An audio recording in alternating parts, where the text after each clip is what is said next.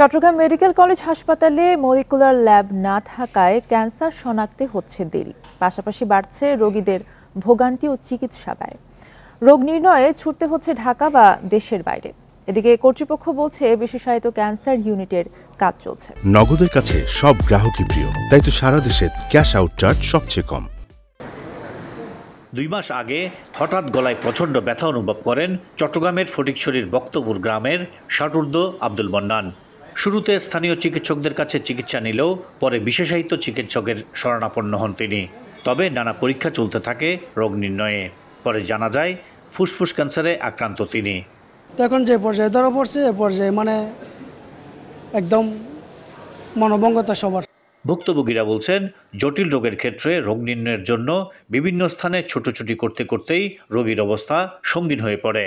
এতে একদিকে ভোগান্তি বাড়ে, অন্যদিকে খরচ বাড়ে কয়েক গুণ।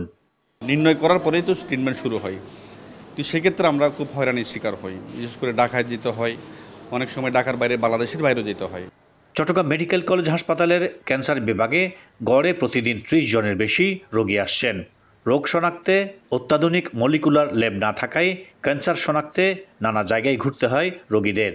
চট্টগ্রাম মেডিকেল কলেজ নয়, পুরো জেলাতেই নেই জটিল রোগ নির্ণয়ে এই অত্যাধুনিক মলিকুলার ল্যাব।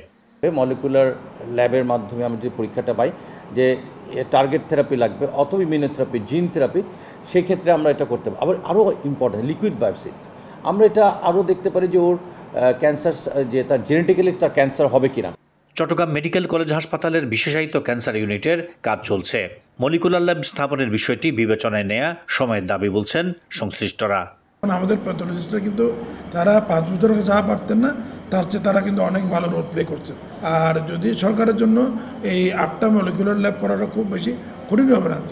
সঠিক পরিসংখ্যান না থাকলেও চট্টগ্রামে ক্যান্সার আক্রান্তের সংখ্যা 4 লাখের বেশি বলছে চট্টগ্রাম মেডিকেল কলেজ হাসপাতালের ক্লিনিক্যাল অনকোলজি ও রেডিওথেরাপি সংশ্লিষ্টরা।